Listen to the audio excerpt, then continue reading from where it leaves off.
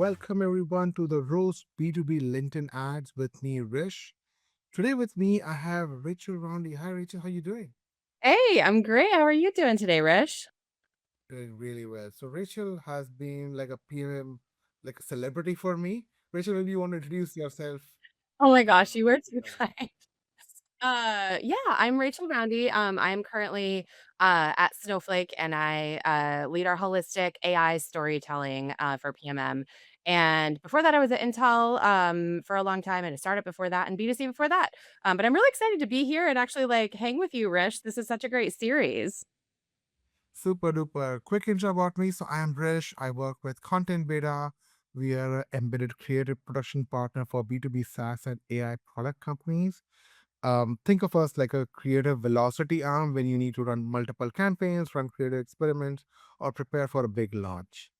Um, but this episode is about B2B LinkedIn ads. So, Rachel, I'm sure you would know what a typical roast format is. Yeah. This is slightly a twist. So, we are not making fun of things. We're trying to try to learn what we would change or what we could pick up or what's a good thing and bad things, right? Um, Yeah. and with your background, I think you've worked with B2C and enterprise B2B. Yep. Um, what do you think? I mean, you could answer really well. Do you think B2B stuff is boring? No. I think it like, I mean, okay, short answer, yes, like a lot a lot of people make it boring, but it shouldn't be. I think like a lot of people forget that we're still marketing to humans, even if it's B2B, even if it's like maybe a bland product, there is a human on the other side of that buying decision, and you need to get through to them and what they care about. So, I think a lot of organizations kind of forget that, and they put on what I think Heike Young calls, like, content voice, right? Where it, like, sounds like this very, like, polished and boring kind of thing, but, like, who are you talking to? Like, who do you think that's gonna resonate with? So, uh, maybe it is a little bit, but it shouldn't be, and I love the brands that are leaning into making it more human. Super duper. So this session we'll do a live teardown. We'll probably catch up with 10 real ads. I'll ask you some rapid fire questions around B2B marketing, and then we'll walk away with like one key takeaway from this session. How does it sound to you? Sounds awesome, let's do it. Great. So this one is a video ad. We'll just talk once we watch this video. You should have delivered this months ago. I just don't know if anyone will want to hear it. It's a really funny conversation. Then please help me get it out. Open your mouth, and it'll flow right out. If your podcast is overdue, just start talking. Riverside does the rest. No labor, just love. I I just I cannot even with this one. Like, I wanna know who I would have loved to be a part of the team that made this. First of all, I wanna know what the approval process was like. Um, so many thoughts on this. I mean, I love Riverside. I think it is a really great product. I love the humor with this. I think it's really funny, like, how many people make fun of podcast culture, right? Like not everybody needs a podcast. And so I feel like they've been very intentional about like who they showed in this video to show like, oh, but we're letting really interesting voices setting them free. Yeah, this one killed me though. I almost have no words. Like it definitely made me stop and crack up. It's effective. I'll give you that. It's a scroll stopper for sure. Right. I think a good thing which they have done is they have picked up the problem and they've tried to personify these problems into real life situation. And of course, with ads, you got to exaggerate to get attention. And I Yeah. think they've done a pretty good job. But I'm sure. I think B2B stuff normally doesn't look and sound like this, and probably AI and all things are becoming much easier and cost effective to test it out. Yeah, for sure. I mean, I think there's definitely an element of the absurd here, especially at the end when you have the frame of like two people talking on the actual like sonogram. I would say like it's borderline like poor taste, right? For like women that are like, oh my gosh, are you kidding me? Just what we need, more dudes with the podcast, right? But it did make me laugh. And it gets the point across really well that it's really easy to deliver a podcast with Riverside. So yeah, Super I don't duper. know. Just I wouldn't say it's a plug because I'm not an affiliate, but we are recording this with Riverside. So thank you, Riverside. Yeah, I mean they are an easy platform for sure. So this one, what I've done is I've intentionally left out the brand names, right? Because sometimes brand names we get to know about the category, but which ad would you like you to click first and why? Yeah, I mean, like, I'm gonna have to go with the middle one. I think the ones on either side are so generic, like, more data, more deals doesn't actually mean anything to me. Like, having more data is not actually always the problem, right? I think, like, most organizations have too much data. Ever actually understanding what data matters to them and how it's gonna help them is what matters. The one on the right, the in purple, sellers using AI generate more revenue is very generic. Like, how are they using AI? What is AI actually doing for them? How are they generating that revenue? I think that one's a little bit too, especially right now when people are very tired of just having AI slapped into every single piece of copy. That one just really doesn't mean anything to me. In the middle, like, don't pay more to do more. You can build and enrich key audiences with cost clarity and then activate them without fees. That's super clear to me. That's like, "Oh, okay, cool. Love that. Let's check it out." So, yeah. One so I love the middle one too. Just that one concern which I had, that the image which they've used, trying to use the UI panel, and just for the audience, I think the middle one is by ZoomInfo. The creative which they've used in the graphic, I think the product screens are. I mean, it's okay if you don't even have that, right? I mean, what do you think about that? I mean, it's not that you're showing something, or maybe you're trying to show something, but I don't get it as a viewer. Totally. I agree. I think they could take the screenshots off of it. It's not actually adding value. What is valuable to me in in these 3 is like, oh, this middle one is telling me what it's actually gonna do. I don't need to see what the UI looks like. Like, we assume it's gonna be fine. I have to say, like, shout out to ZoomInfo here. Like, they are not always thought of as, like, the hip ones, right? Like, among these brands that are shown here, but, like, it is very clear what they're offering, and I don't know, Gong, like, that doesn't tell me like, I would not I mean, obviously, I knew it was Gong because their brand is in the background, like, their logo, but, like, that doesn't it's not descriptive at all, how you're gonna get to 77% more revenue just using AI. This one is again a video ad, and we'll watch it done. AI, AI, AI, AI, AI, AI, AI, AI, AI, AI. Isn't that great? AI, AI, AI, AI, AI, AI, AI, AI, AI. What? Cut through the AI noise. Hi, Shane. Is now a good time? Absolutely. So you can solve the business problems that matter most. Here's the plan. AI solutions from PwC. The user AI. action, that hey, AI slapped on everything. What do you think? I think it's pretty good one. Yeah, oh, sorry, I cut out there for a second. So this one I wanted to love so much, like, for the first almost, like, 90% of it, but then the payoff is just it doesn't do it for me. I think it's hilarious. They've got the setup. It's really relatable. Everyone is, like, absolutely overwhelmed with AI slapped on, but then they end it with AI solutions, like, you are just actually becoming what you just said you're cutting through the noise of, right? Like, AI solutions, it it they missed it. They missed the payoff, to that one. Great setup, payoff didn't do it for me. So you're saying it's an interesting hook because now you have the attention, Yeah, but then you don't make sense out of the attention. I mean, you could have said, "What are you doing? What AI solutions are you offering?" Something of that sort exactly. you would do. Exactly. Like, or like, what business problems are you solving for?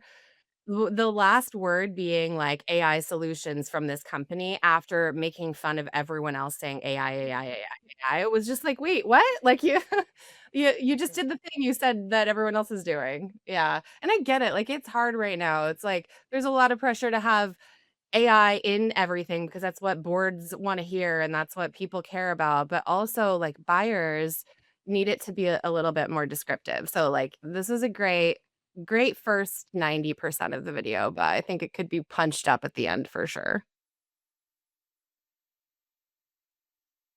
This one is a Billboard ad, and seems like it's from the UK. Um, wow, and I think there's wise on the right and unwise on the left. Yeah. What do you? I mean, I think it's clever. You know what? I think I saw this one actually IRL last summer when I was in the UK.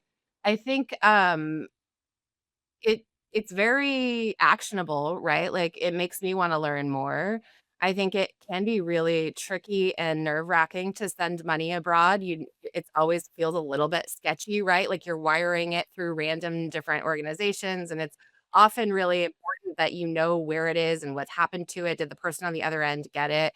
Like, I've lived abroad for a lot of my adult life, and I know that that can be nerve-wracking, especially when people are, like, working to send money to family, right?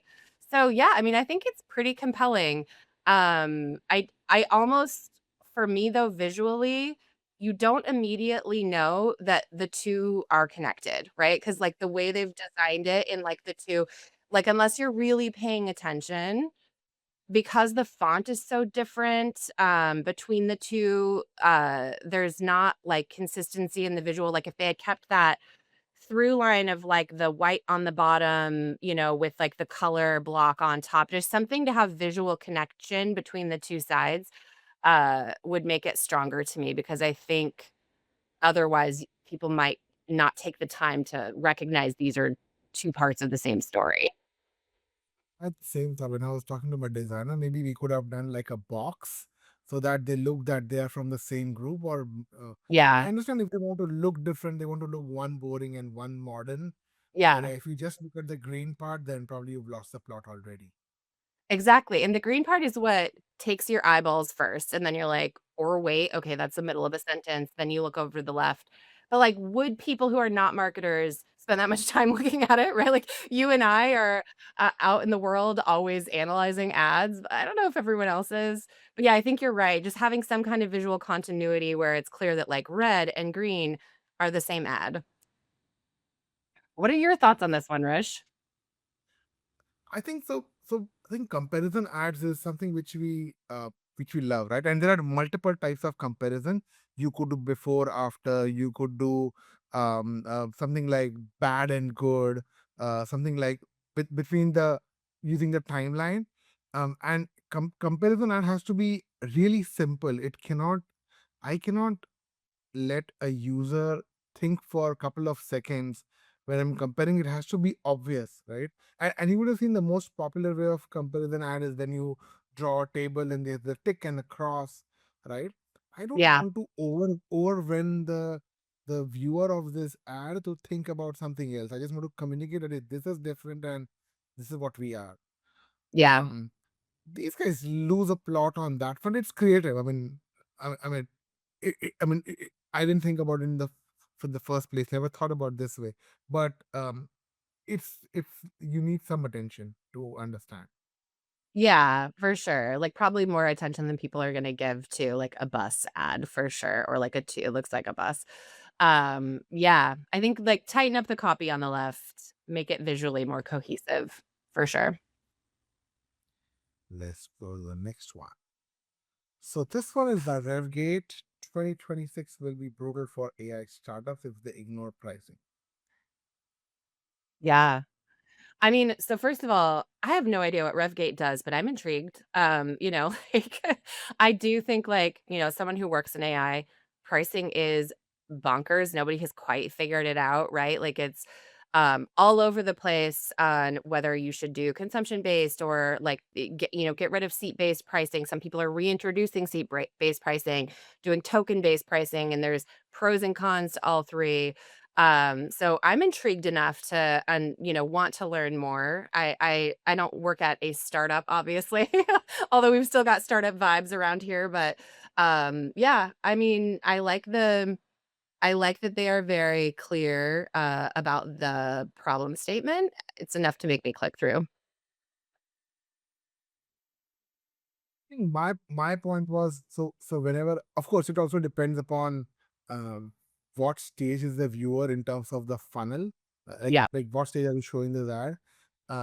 But I mean, we normally prefer that, hey, can I show them like an offer or a value proposition to make it more juicier, right? I mean, I understand. I mean, pricing is hard, not just for AI startups. I guess it's for everybody these days. Totally. Even SaaS is trying to move away from subscription-led to usage-led and credits-based. Yep. So in a way, it's generic. But if it's a newer brand, if I'm not like popular brand like how the other brands are, I would want to show a bit about how I'm helping Yeah. my audience. I think it's you're totally right. It depends on the funnel stage. Personally, even for me, like, do not know what RevGate does. Now I want to look them up. And so like even for like as an awareness play, for me, I think it's effective. But like, yeah, I think one of your I snuck a peek at the deck, but like one of your questions later speaks to this, but like you talk about problems or products and sometimes it can be like for paid ads, you're balancing like narrative and storytelling with what's going to be thumb stopping and what's going to actually convert, like get somebody to click through. So it's a really tricky one where I would expect, like, I think this works well, but the payoff on the other side of this click needs to be very clear with what they're offering and what problem they're solving for. You think the page or whatever they're landing into after they click has to be clearer. Exactly. Yeah. Which is often, honestly, Rish, I think so many marketers can relate to this, where things fall apart because, like you'll have really clever brand teams, but the paid media team is often like in a different team, and then they click through to content that like has nothing to do with the hook that they used. So that's where I think you lose a lot of credibility if you're not giving that answer immediately. When I click this, I would expect to know exactly why is it going to be brutal and how is RevGate going to help me with that. One thing also different, which when we work on projects like these, we want to do a lot of variations, right? So, I mean, this one is quite easy, but you want to run at least 5 or 6 different variations of the message to see Yeah. which hook might stick around, right? Because as a marketer, it's hard. I mean, you could have intuition that this will work, but it's hard to say for sure. Um, but yeah, I think more about experiments later. Absolutely, yeah, I mean, I think it's great, and that's one way that AI makes it a lot easier to for marketers right now is doing, like, those quick version tests, right, without, it's just much lower lift to do that. This is a quick question we had received, like one of the messages for the LinkedIn Live. Mhm. What's the one unfiltered truth about B2B marketing? And you have 4 options. One unfiltered truth. Honestly, these are so good, Rish. All of them are pretty accurate. I think, D though feels like the most painfully relatable to me in my experience as a marketer, especially, when I was working at Intel as an example. Like, we would come up with the most fun, like, user first, customer first copy that had great hooks, and then, like, by the time our legal team and other execs got to it, it was not anywhere near the spirit of the original concept, and so often that's what you're seeing, and that's what makes this so hard for especially for bigger companies, like some startups get a little bit more flex here, is like you see an ad and you don't even know how many rounds of dilution that went through, like it might have started really strong and really cool, But it was optimized for stakeholder approval within that company, not necessarily optimized for like what's gonna hook the audience. So D feels very relatable to me. I've asked this question to marketers who work with like large enterprises like Snowflake and to smaller ones, and the answer changes. So whenever it's uh, bigger companies, I think they normally come up with D, Yeah, um, because there are a lot of stakeholders for any project. yeah, Um, 100%. but for smaller startups or maybe mid-stage companies, D never comes up. Yeah. Yeah, I mean, I could totally see that. I've been on both sides of that, but yeah, it's brutal with the bigger size. I also think B is like we all universally agree that like AI powered is not a message anymore. It means nothing. Like let's just assume everything is going to be AI powered at this point. Like AI powered just means that you're using a model somewhere in your workflow. Like it's 2026, y'all. We get it. Like you're using AI. Let's talk about how you're using it and what value that adds. Point of view about this is C. Um, and mostly, I mean, it comes back to that first statement which you had that, hey, is B2B stuff boring? Um, Maybe sometimes it's not boring, but it's always mostly safe, right?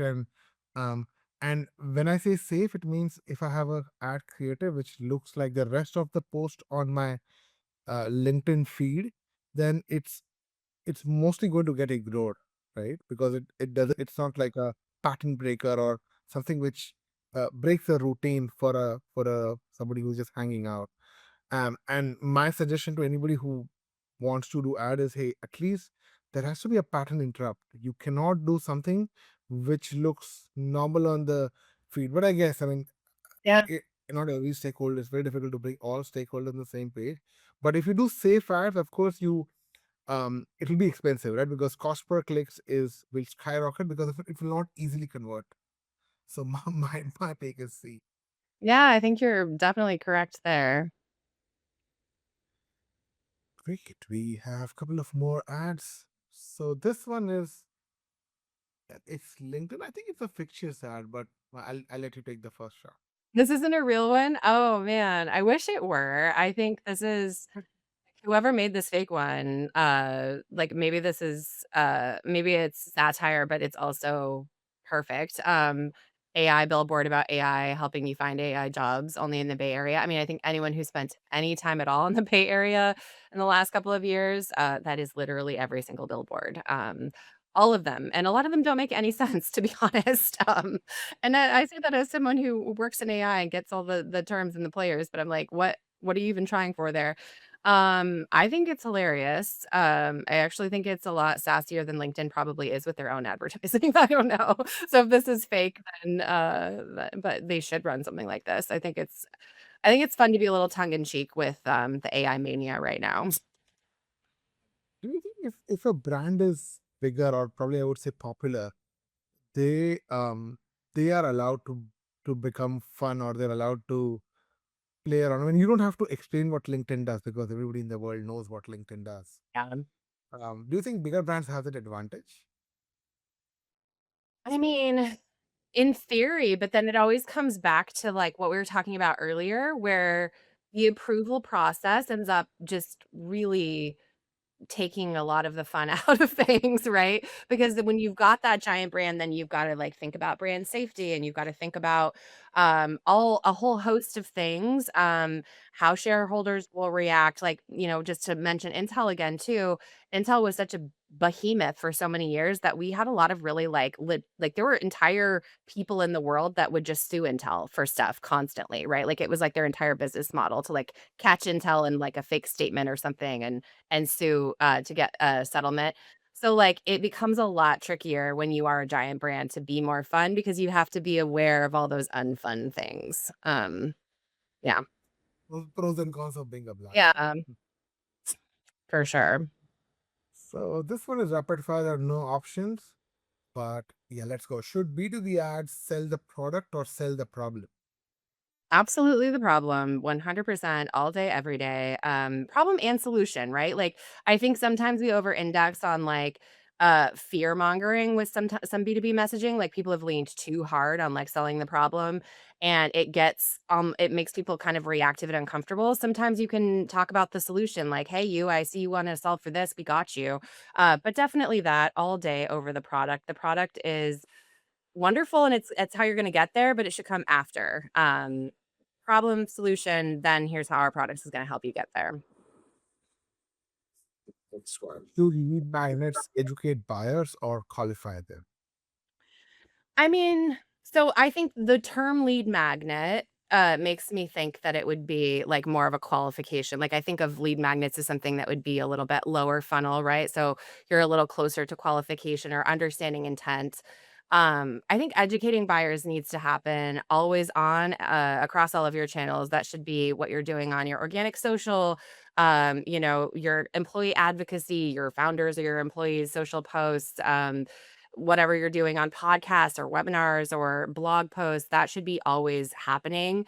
I think we all know the quote of like, only 5% of your buyers are in market to buy at any given time. So you need to make sure that you're living rent free in their head. And you do that through like always on programming. Lead magnets would come in specific targeted places for retargeting or qualifying or like getting, engaging intent for people. What's worse, a boring ad or a confusing ad? Oh, definitely confusing. I think, like, boring ads can convert sometimes, right? Like, that ZoomInfo one earlier was not, like, the most exciting ad I've ever seen in my life, but it was really clear, and I would have wanted to learn more. So, yeah, I think confusing is always gonna be a waste of ad spend, and, it's not helping, build the credibility or trust with your audience.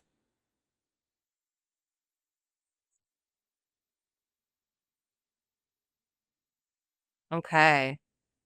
Running payroll with Besto. It sounds like a testimonial, but it's not a testimony. Yeah. And also, like, what is going on with these animated people? Yeah, I don't know about this one. I feel like they're trying to be relatable, right? Like it's written in like oh, this is, LinkedIn influencer kind of copy, but it's from their brand page. So that doesn't really play. It's not very convincing. And, like, I don't know what these characters are. Like, do they need to be on there? Like, is that, part of their product, or is this just kind of a random animation they made? I don't know. Which I at least when I speak to other marketers, if something of the any creative looks AI made, people just want to stay away. I mean, Yeah. I've seen marketers say, "Hey, I want to use AI to produce this piece of content, but it should not look like AI has created this." Yeah. What do you think? Yeah. Why do people do that? 100%. I mean, I think people are very rightly critical of things that are made with AI. Like, there's a lot of big feelings about it right now, and I get that because I think that human creativity has to remain like the most important input, and I don't want to see creative roles replaced by AI. I think that dilutes everything. Soapboxy, but like, AI can only look back at everything that's been created by humans so far and predict things based on our current state of creativity, our current vision of the world, things that have already happened in the past. It cannot invent the next thing. It can't be creative. It can't create a new paradigm, a new product that's going to be industry disrupting. It cannot by nature do that. That's where human creativity has to come in.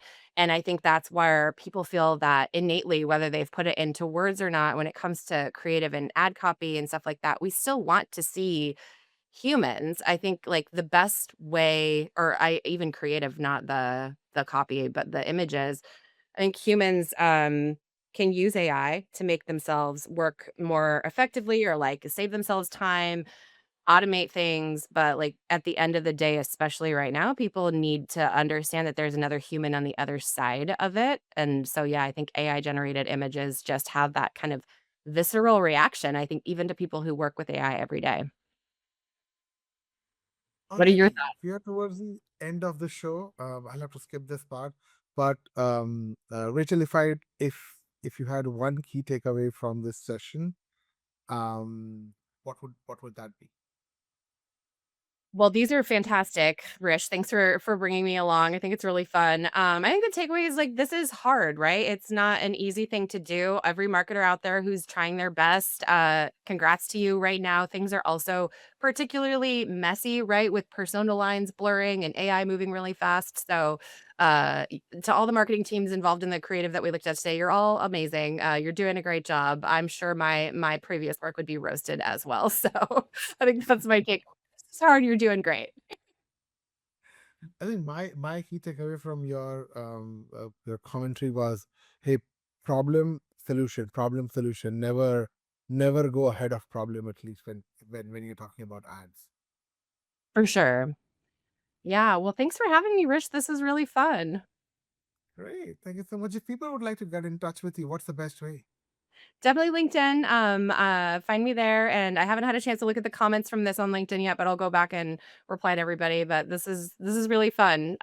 Great break in the short week that we all have here. Super duper. Thank you so much, Richard, for your time, and have a lovely day. Thanks. You too, Rish.